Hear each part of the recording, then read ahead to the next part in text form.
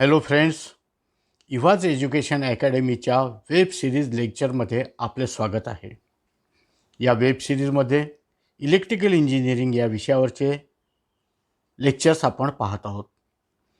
या वेब लेक्चरचा उपयोग इंजिनिअरिंग, पॉलिटेक्निक, व्होकेशनल, टेक्निकल तसेच कॉम्पिटिटिव्ह एक्झामिनेशन्सकरिता होतो. यासोबतच फील्ड वर्कसाठी व इंटरव्ह्यूसाठी सुद्धा हे वेब लेक्चर्स मार्गदर्शक आहेत. हे यूट्यूब चॅनल तुम्हाला आवडल्यास लाईक करा, शेअर करा व सबस्क्राईब करा. हॅलो फ्रेंड्स, इव्हा एज्युकेशन अकॅडमीमध्ये आपलं सर्वांचं स्वागत आहे. आजच्या वेब लेक्चर सिरीजमध्ये आपण पॅरलल ऑपरेशन ऑफ ट्रान्सफॉर्मर या विषयासंबंधीची माहिती पाहू. पॅरलल ऑपरेशन ऑफ ट्रान्सफॉर्मरची आवश्यकता किंवा त्याची माहिती या संदर्भात जर बोलायचं झालं तर खर्चाच्या व हाताळण्याच्या दृष्टिकोनातून छोटे ट्रान्सफॉर्मरची एकत्र उभारणी करणे हा प्रभावी उपाय आहे. छोटे याचा अर्थ असा की ज्याची कॅपॅसिटी कमी आहे. एकत्रित म्हणजे त्याची टेक्निकल फिजिबिलिटी लक्षात घेऊन त्याची कनेक्शन्स करणे, कमिशनिंग करणे व ऑपरेशनमध्ये उतरविणे असा याचा विस्तृत विवेचन करता येईल. व्यवहार्य आहे म्हणजे की टेक्निकली ह्या गोष्टीचा वापर करून आपल्याला त्यातून आर्थिक फायदा होऊ शकतो, जेणेकरून सिस्टीम इकॉनॉमिकल पडू शकते. अशा अर्थाने व्यवहार्य हा शब्द आपण इथे वापरलेला आहे. एक जास्त कॅपॅसिटीचा ट्रान्सफॉर्मर घेतला, तो बसवून आपली लोड रिक्वायरमेंट आपण जर पूर्ण केली तर हा एक प्रकार झाला. किंवा छोटे छोटे ट्रान्सफॉर्मर्स घेतले, ते लोड साईडला आपण बसविले व त्यामार्फत आपली डिमांड पूर्ण केली, हा दुसरा पार्ट झाला. एक मोठा ट्रान्सफॉर्मर जर बसवला तर त्याचे काही वेगळे फायदे तोटे आहेत, परंतु ट्रान्सफॉर्मर्स पॅरललमध्ये आपण जोडले आणि त्यानुसार जर आपली लोड साईडची डिमांड पूर्ण केली तर त्याचे जास्त फायदे आहेत. ते कसे आहेत ते आपण आता खालील संदर्भामध्ये पाहू. छोटे ट्रान्सफॉर्मर पॅरलमध्ये बसवले तर इलेक्ट्रिकल पॉवर सिस्टीमची एफिशियन्सी वाढते. ट्रान्सफॉर्मर जर हे फुल लोड कॅपॅसिटीला ऑपरेट केले तर हे जास्तीत जास्त एफिशियन्सी देतात, चांगल्या कार्यक्षमतेने ते कार्यरत होतात. म्हणून आपण जर छोट्या कॅपॅसिटीचे ट्रान्सफॉर्मर पॅरलमध्ये जोडलेत तर हे सर्व ट्रान्सफॉर्मर फुल लोड कॅपॅसिटीला वापरावे लागतात. कारण लोड साईडला व्होल्टेजचं फ्लक्च्युएशन बरेचदा होत राहते, कारण लोड साईड डिमांड ही नेहमी बदलत असते. ही बदललेली लोड साईड डिमांड जास्त होत असेल तेव्हा काही ट्रान्सफॉर्मर्स त्यामध्ये ॲड करावे लागतील. जर लोड साईडची डिमांड ही कमी होत असेल तर त्यातील काही ट्रान्सफॉर्मर हे कनेक्शन्समधनं कमी करावे लागतील. एक सिंगल ट्रान्सफॉर्मर असेल तर टोटल शटडाऊन होईल, परंतु छोटे ट्रान्सफॉर्मर्स जर तिथे जोडलेले असतील तर ग्रॅज्युअली आपल्याला लोड मॅनेज करणं सोपं जाईल. तसंच इलेक्ट्रिकल पॉवर सिस्टीमची उपलब्धता वाढविणे हा सुद्धा पॅरलल ऑपरेशन ऑफ ट्रान्सफॉर्मरचा महत्त्वाचा भाग आहे. म्हणजेच अगोदर पाहिल्याप्रमाणे आवश्यकता असेल तेव्हा ट्रान्सफॉर्मर जोडणे, आवश्यकता तेव्हा नसेल तेव्हा ट्रान्सफॉर्मर डिस्कनेक्ट करणे. पॉवर सर्किटची विश्वासार्हता वाढविणे. Reliability of electrical power is a very important aspect in electrical power system. आपण सप्लाय देत असताना तो निरंतर चांगल्या क्वालिटीचा असावा, हे कोणत्याही इलेक्ट्रिकल पॉवर सिस्टीमचं मुख्य उद्देश आहे. म्हणजे एखाद्या पॉवर ट्रान्सफॉर्मरमध्ये जर दोष निर्माण झाला तर तो ट्रिप होऊन पूर्ण पॉवर सिस्टीम कोलॅप्स झाल्यापेक्षा parallel operation of variety of ट्रान्सफॉर्मर्सनी किंवा नंबर ऑफ ट्रान्सफॉर्मरनी केलं असेल तर त्यातील फक्त एकच युनिट खराब होईल, पण बाकीचे ट्रान्सफॉर्मरचे युनिट हे सप्लाय देण्यास कार्यरत तत्पर असतील. इलेक्ट्रिकल पॉवर सिस्टीमची उपलब्धता उच्च पातळीवर नेणे. लोड साईडला नेहमीच पॉवरची डिमांड कमी किंवा जास्त होत असते. भविष्यातील लोडिंगचा विचार करून, म्हणजे पॉवर डिमांड इथे वाढणार आहे की पॉवर डिमांड कमी होणार आहे हे लक्षात घेऊन आपण तिथे ट्रान्सफॉर्मरची उभारणीचं मॅनेजमेंट करू शकतो. हे ट्रान्सफॉर्मर पॅरलमध्ये जोडून डिमांड पूर्ण करू शकतो. खूप जास्त कॅपॅसिटीचा एक ट्रान्सफॉर्मर बसवल्यापेक्षा छोट्या कॅपॅसिटीचे ट्रान्सफॉर्मर बसवून ही गोष्ट इकॉनॉमिकल ठरते.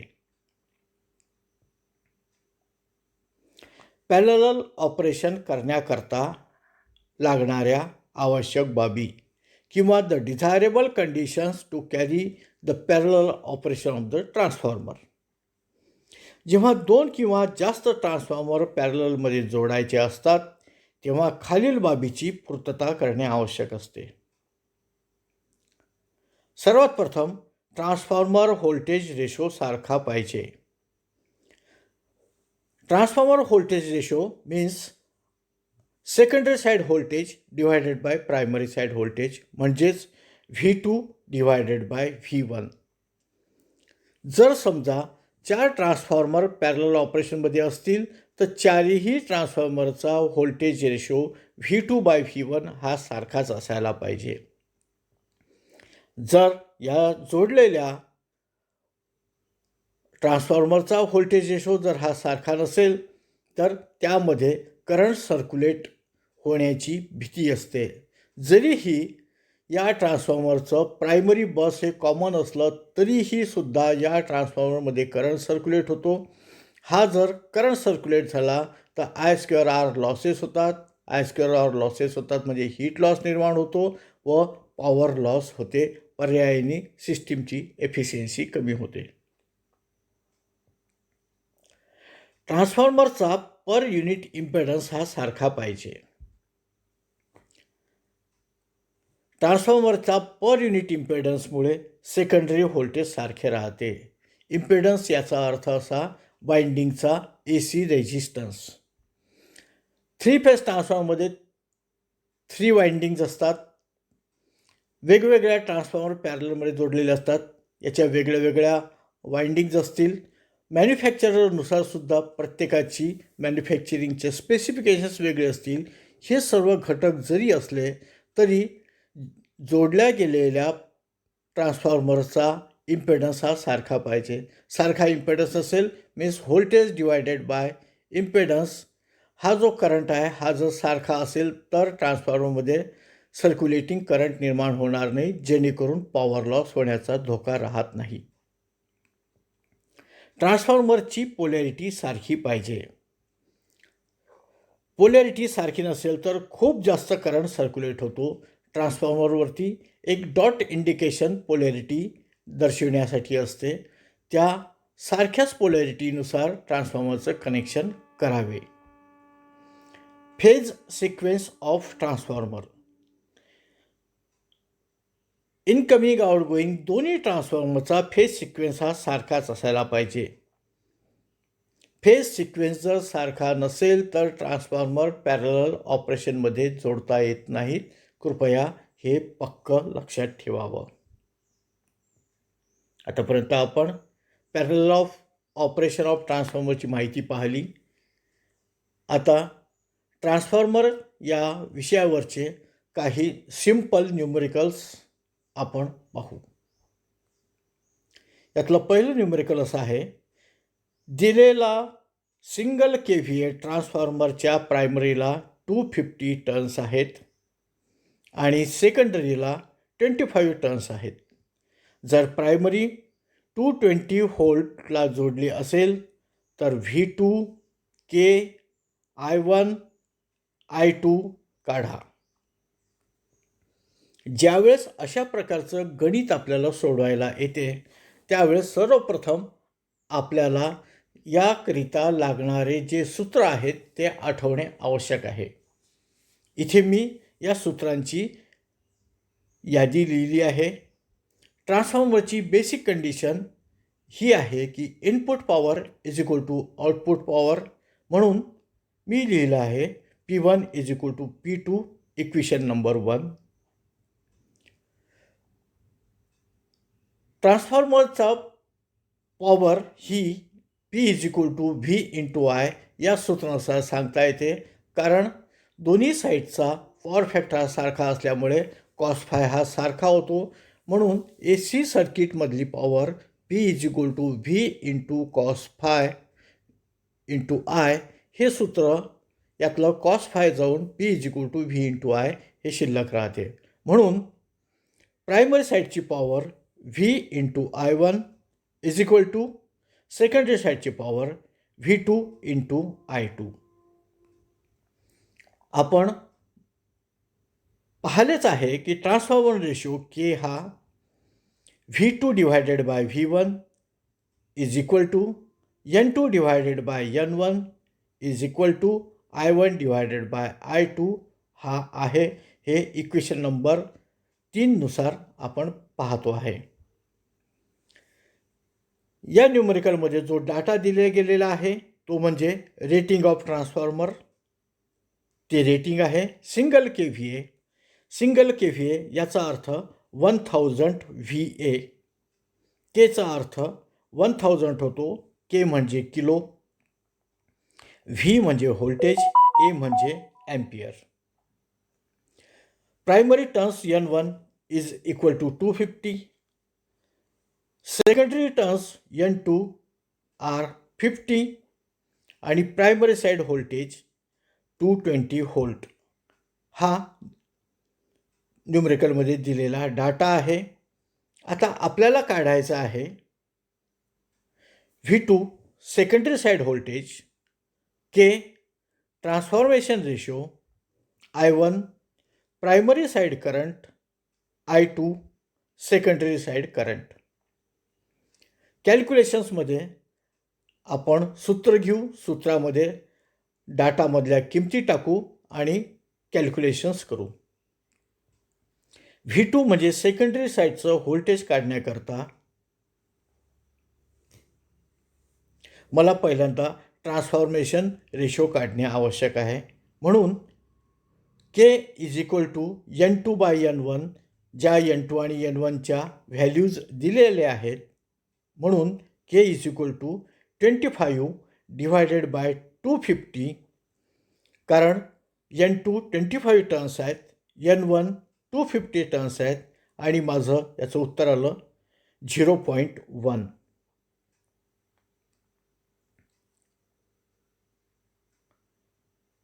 आता ट्रान्सफॉर्मेशन रेशो K काढण्याचं परत मधलं सूत्र आहे V2 डिवायडेड बाय V1. मी वरील सूत्रामध्ये ट्रान्सफॉर्मेशन रेशो K काढलेला आहे, त्याची व्हॅल्यू आहे 0.1. सो V2 जो मला कॅल्क्युलेट करायचा आहे divided by primary side voltage V1 that is 220 volt. हे सूत्र मी रिअरेंज केलं. मला ते सूत्र अशा पद्धतीने लिहिता येईल V2 is equal to 0.1 into 220 volt. म्हणजेच याचं कॅल्क्युलेशन करून V2 is equal to 22 volt हे मला दुसरं उत्तर मिळालं. प्रायमरी साईडची power P1 is equal to V1 into I1. ट्रान्सफॉर्मरचं रेटिंग 1000 VA आहे, म्हणून प्रायमरी साईडची पॉवर 1000 VA आहे इज इक्वल टू प्रायमरी साईडचं व्होल्टेज 220 व्होल्ट इंटू प्रायमरी साईडचा current.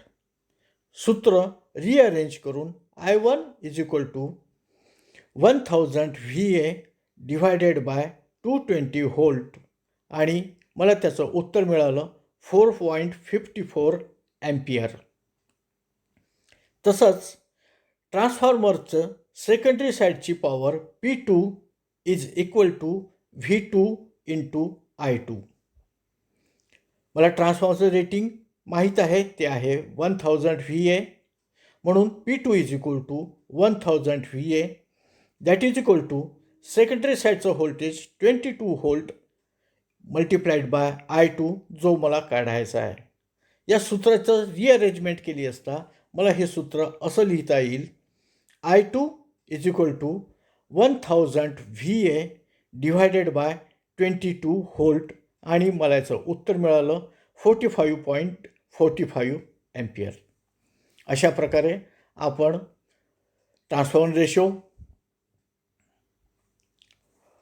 Secondary side voltage I1 आणि I2चं कॅल्क्युलेशन केलं. या पुढचं न्यूमेरिकल आहे, दिलेला ट्रान्सफॉर्मर 3000 VA रेटिंगचा आहे. ट्रान्सफॉर्मरला 250/125 व्होल्ट 50 HZ सप्लाय जोडला आहे. या सिंगल फेज ट्रान्सफॉर्मरच्या लो व्होल्टेज साईडला 100 टर्न्स आहेत. या ट्रान्सफॉर्मरचे हाय व्होल्टेज साईडचे टर्न्स काढा व K, I1, I2 काढा.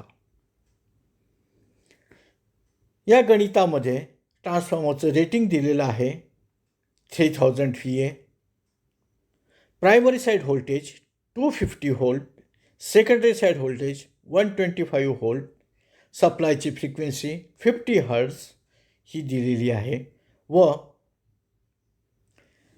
लो व्होल्टेज साईड म्हणजे सेकंडरी साईडचे टर्न्स 100 आहेत. आपल्याला ट्रान्सफॉर्मरचे ratio, primary current, secondary current हा कॅल्क्युलेट करायचा आहे. वरील न्यूमेरिकलप्रमाणेच यामध्ये आपण तेच फॉर्म्युले वापरणार आहोत, फक्त या न्यूमेरिकलचा डाटा वेगळा आहे, तो स्पष्टपणे आपण लिहून घेऊ. Rating of the transformer VA is equal to 3000 VA, N2 100 turns, V1 250 volt, V2 125 volt. आता यामध्ये आपण प्रायमरी साईड टर्न्स काढू, ट्रान्सफॉर्मेशन रेशो काढू, प्रायमरी साईड करंट काढू व सेकंडरी साईड करंट काढू. कॅल्क्युलेशन करण्याकरता सर्वप्रथम आपण ट्रान्सफॉर्मेशन रेशो काढू. इथे आपण सूत्र वापरलं, transformer ratio K is equal to V2 divided by V1, कारण दोन्ही साईडचे व्होल्टेज आपल्याला दिलेले आहेत. म्हणून K is equal to V2 125 divided by V1 250. I am getting K is equal to 0.5. हा K 1पेक्षा लहान आहे, म्हणजे हा ट्रान्सफॉर्मर स्टेप डाऊन आहे. या Kचा वापर करून मी नंबर ऑफ टर्न्सच्या स्वरूपामध्ये हे सूत्र लिहितो, K is equal to N2/N1. मला कॅल्क्युलेट केलेला K आहे 0.5. माझे सेकंडरी टर्न्स 100 आहेत, प्रायमरी टर्न्स N1 काढायचे आहेत.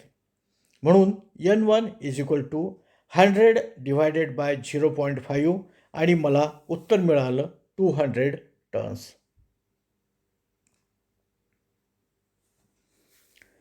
प्रायमरी साईड करंट काढायचा आहे, तर ट्रान्सफॉर्मरचं rating divided by primary side voltage मी करेल. म्हणून I1 is equal to 3000 divided by 250. I am getting 120 ampere. म्हणून माझा प्रायमरी साईड करंट हा 120 एम्पियर आहे. सेकंडरी साईड करंट काढायचा आहे मला, त्याकरता मी सूत्र वापरेल, IT is equal to rating of the transformer divided by secondary side voltage. म्हणून I2 is equal to 3000 divided by 125 and I am getting the answer 24 ampere. अशा प्रकारे आपण transformer ratio, number of turns आणि दोन्ही साईडचा करंटचं calculation केलं. यापुढील numerical ट्रान्सफॉर्मरची एफिशियन्सी काढण्यासंबंधातलं आहे. न्यूमेरिकल असं आहे, सिंगल KVA ट्रान्सफॉर्मरची एफिशियन्सी काढा. Power factor 0.8 lagging, iron losses 20 watt, copper losses 110 watt. जेव्हा एफिशियन्सी काढायची असते तेव्हा एफिशियन्सीचं पहिल्यांदा आपण सूत्र लक्षात घेणे खूप गरजेचं आहे. Efficiency is equal to output power divided by input power. हे नेहमी लक्षात ठेवावं, आउटपुट पॉवर ही इनपुट पॉवरपेक्षा कमी असते. कारण सिस्टीम किंवा मशीन कार्य करत असताना त्यामध्ये लॉसेस होतात, म्हणून आउटपुट पॉवर ही इनपुट पॉवरपेक्षा नेहमी कमी असते. मग आपल्याला आउटपुट पॉवर काढायसाठी ट्रान्सफॉर्मरचं सूत्र या पद्धतीने लिहिता येते. KVA multiplied by 1000 multiplied by power factor. K असल्यामुळे आपण केची किंमत 1000 ही लिहिलेली आहे आणि पॉवर ही नेहमी वॅटमध्ये कन्सिडर करतात, म्हणून KVAला पॉवर फॅक्टरने जर मल्टिप्लाय केलं तर आपल्याला वॅटेज मिळतात. आणि इनपुट पॉवर आपण मगाशी पाहिल्याप्रमाणे आउटपुट पॉवर प्लस लॉसेस ही असते. ट्रान्सफॉर्मरमध्ये जे लॉसेस असतात ते कोर लॉसेस व कॉपर लॉसेस असतात. या उदाहरणामध्ये कोर लॉसेस म्हणजे आयर्न लॉसेस व कॉपर लॉसेस दिलेले आहेत. ते आहेत 20 आणि 110. तर एकत्रित लॉसेसची बेरीज ही 20 + 110 इज इक्वल टू 130 वॅट इतकी होते. आणि आउटपुट पॉवर जर आपण वर दिलेल्या सूत्राप्रमाणे काढलं तर 1 is 1 KVA multiplied by 1000 means the value of K multiplied by power factor that is 0.8. म्हणून आउटपुट पॉवर आपल्याला मिळते 800 वॅट. मग आता इनपुट पॉवर ही होईल आउटपुट पॉवर प्लस लॉसेस म्हणजेच 800 + 130 that is equal to 930 watt. मग पर्सेंटेज एफिशियन्सी काढण्याकरता output power upon input power multiplied by 100 हे सूत्र वापरावं लागते आणि याचं कॅल्क्युलेशन केलं असता आपल्याला हे उत्तर मिळते 86.02%. म्हणून दिलेल्या ट्रान्सफॉर्मरची एफिशियन्सी ही 86.02% इतकी आहे. आताचं जे न्यूमरिकल आहे त्यामध्ये आपण व्होल्टेज रेग्युलेशन कसं काढायचं त्याचा अभ्यास करणार आहोत. न्यूमरिकल या पद्धतीचं आहे. दिलेल्या सिंगल KVA 230/110 व्होल्ट ट्रान्सफॉर्मरचे व्होल्टेज रेग्युलेशन काढा. ट्रान्सफॉर्मरचे फुल लोड व्होल्टेज हे 210 व्होल्ट आहे. व्होल्टेज रेग्युलेशन काढण्याकरता व्होल्टेज रेग्युलेशनचं सूत्र माहीत असणं आवश्यक आहे. ते सूत्र अशा पद्धतीचं आहे. Voltage regulation is equal to no load voltage minus full load voltage and the difference is get divided by no load voltage. मित्रांनो, एक गोष्ट नक्की लक्षात ठेवा, नो लोड व्होल्टेज हे नेहमी फुल लोड व्होल्टेजपेक्षा जास्त असते. कारण फुल लोड सिस्टीममध्ये लॉसेस होतात आणि नो लोड सिस्टीममध्ये लॉसेस हे फार नगण्य किंवा कमी असतात. न्यूमरिकलमध्ये दिलेला डाटा जर आपण लक्षात घेतला, 0V2 म्हणजे नो लोड व्होल्टेज हे 230 व्होल्ट आहे. V2 म्हणजे फुल लोड व्होल्टेज हे 210 व्होल्ट आहे. पर्सेंटेज व्होल्टेज रेग्युलेशन काढण्याकरता मी सूत्र वापरेल 230 - 210 and the whole system divided by 230. Percentage voltage regulation काढण्याकरता मी त्याला 100ने मल्टिप्लाय करेल. याचे कॅल्क्युलेशन करून मला उत्तर मिळालं. Percentage voltage regulation is equal to 8.69%.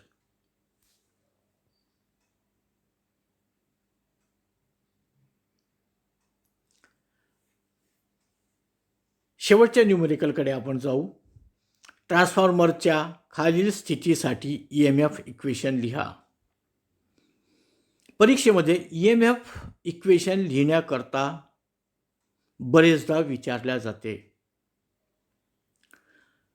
EMF equation लिहिण्यासाठी फक्त सूत्राचा वापर न करता त्यामध्ये आपण काय काय घटक लिहिले याचं विवेचन करणं आवश्यक असते. या न्यूमेरिकलमध्येच आपल्याला असं विचारण्यात आलेलं आहे, general EMF equation applied to primary side, EMF equation applied to secondary side. म्हणजेच जनरल EMF इक्वेशन लिहा किंवा EMF इक्वेशन ट्रान्सफॉर्मरच्या प्रायमरी साईडच्या संदर्भामध्ये लिहा आणि EMF इक्वेशन ट्रान्सफॉर्मर साईडच्या सेकंडरी संदर्भामध्ये लिहा. कारण प्रायमरी साईडमध्ये सुद्धा EMF जनरेट होतो, सेकंडरी साईडमध्ये सुद्धा EMF जनरेट होतो. हे सूत्र असं आहे, general EMF equation of transformer E is equal to 4.44 FNABM volt. परत एकदा मी सूत्र वाचतो. General EMF equation E is equal to 4.44 FNABM volt. यामध्ये E म्हणजे EMF इंड्यूस्ड हा व्होल्ट या युनिटमध्ये सांगितला जातो. F ही फ्रिक्वेन्सी जी हर्ट्ज या युनिटमध्ये सांगितले जाते. N म्हणजे नंबर ऑफ टर्न्स. A म्हणजे cross sectional area of core जो मीटर स्क्वेअरमध्ये नमूद केलेला असतो. BM म्हणजे मॅग्नेटिक फ्लक्स डेन्सिटी, त्याचं unit weber per metre square आहे. हे सूत्र जर मी प्रायमरी साईडला जर अप्लाय केलं तर यामध्ये मला फक्त प्रायमरी साईडचे पॅरामीटर्स यामध्ये इंट्रोड्यूस करावे लागतात. प्रायमरी साईडमध्ये EMF स्वतंत्ररित्या निर्माण होतो, म्हणून मी इथे EMF इक्वेशन लिहिताना E1 लिहेल. प्रायमरी साईडचे नंबर ऑफ टर्न्स वेगळे आहेत म्हणून इथे N1 लिहेल, परंतु 4.44 हा कॉन्स्टंट तसाच आहे. सप्लाय फ्रिक्वेन्सी ही दोन्ही बाजूला सारखीच आहे. कोरचा क्रॉस सेक्शनल एरिया हा सारखाच आहे. फ्लक्स डेन्सिटी ही सारखीच आहे. त्यामुळे प्रायमरी साईड करता जर EMF इक्वेशन लिहायचं झालं तर ते मला लिहिता येईल E1 is equal to 4.44 FN1 into A into BM volt. मित्रांनो, EMF इक्वेशन लिहिताना युनिट लिहिणे विसरू नये. सूत्र लिहिताना सुद्धा EMFचं युनिट व्होल्ट आहे ते अवश्य लिहावं. हेच EMF इक्वेशन जर मी सेकंडरी साईडला अप्लाय केलं तर मला फक्त सेकंडरी साईडचे पॅरामीटर्स त्यामध्ये इंट्रोड्यूस करावे लागतील. म्हणजेच secondary side EMF E2 is equal to 4.44 FN2A into BM. यामध्ये सेकंडरी साईडचा EMF E2 मी कन्सिडर केला, म्हणून सेकंडरी साईडचे नंबर ऑफ टर्न्स N2 मला करावे लागतात आणि बाकीचे पॅरामीटर्स हे कॉमन असल्यामुळे ते तसेच राहतात. ज्यावेळेस असं इक्वेशन आपण लिहितो त्यावेळेस त्याच्याखाली तुम्ही कोणचे व्हेरिएबल्स किंवा अल्फाबेट्स वापरले आहेत त्याची यादी देणे व त्याचे युनिट लिहिणे आवश्यक असते. आता आपण पॅरलल ऑपरेशन या संदर्भामध्ये काय प्रश्न विचारले जाऊ शकतात त्याचा आढावा घेऊ. पॅरलल ऑपरेशन ऑफ ट्रान्सफॉर्मरची आवश्यकता सांगा. सुरुवातीला दिलेल्या इंट्रोडक्शन पार्टमध्ये याचं विवेचन केलेलं आहे. पॅरलल ऑपरेशन ऑफ ट्रान्सफॉर्मरमुळे आपली डिमांड साईड मॅनेजमेंट पूर्ण करता येते. हे एका वाक्यामध्ये उत्तर देता येईल, पण उत्तर देताना त्याचं विस्तृत विवेचन अपेक्षित असते. दुसरा प्रश्न आहे, पॅरलल ऑपरेशन ऑफ ट्रान्सफॉर्मरचे उद्दिष्ट व फायदे सांगा. यामध्ये कमीत कमी 3 ते 4 मुद्दे लिहिणे आवश्यक आहे व प्रत्येक मुद्द्यानुसार मी जर पॅरलल ऑपरेशन ऑफ ट्रान्सफॉर्मर केलं तर माझ्या सिस्टीमला कसा फायदा होईल, ती काम करण्यासाठी कशी एफिशियंट असेल याचं त्यामध्ये विवेचन यावं लागेल. तिसरा प्रश्न आहे, पॅरलल ऑपरेशन ऑफ ट्रान्सफॉर्मर करण्याकरता आवश्यक बाबी स्पष्ट करा. म्हणजे टेक्निकली ज्या कोणत्या कंडिशन्स आहेत की ज्यामुळे parallel operation of transformer successfully होऊ शकते, त्या ह्या बाबी आहेत. त्यामध्ये फेज सिक्वेन्स असेल, वाइंडिंगचा इम्पेडन्स असेल, टर्न्सचा रेशो असेल, व्होल्टेजचा रेशो असेल, ह्या सर्व बाबी अंतर्भूत आहेत. मित्रांनो, आज आपण पॅरलल ऑपरेशन ऑफ ट्रान्सफॉर्मर्स आणि काही सिंपल न्यूमेरिकल्स याचा आढावा घेतला. हे लेक्चर तुम्हाला नक्कीच आवडलं असेल. हे तुमच्या कॉम्पिटिटिव्ह एक्झामिनेशन, थेरॉटिकल एक्झामिनेशन्स तसंच प्रॅक्टिकल फील्डवरती काम करण्याकरता खूप गरजेचं ठरणार आहे. तरी पण यामध्ये काही अडचणी आल्यास, डिफिकल्टी आल्यास तुम्ही माझ्या मेल ॲड्रेसवरती मला कॉन्टॅक्ट करू शकता. धन्यवाद. आज आपण इलेक्ट्रिकल इंजिनिअरिंगमधील ट्रान्सफॉर्मर या विषयावरती अभ्यासपूर्ण माहिती पाहिली. हे लेक्चर तुम्हास नक्कीच मार्गदर्शक ठरले असेल. तेव्हा तुमच्या मित्रांना सांगा, लाईक करा, शेअर करा व सबस्क्राईब करा. थँक्यू.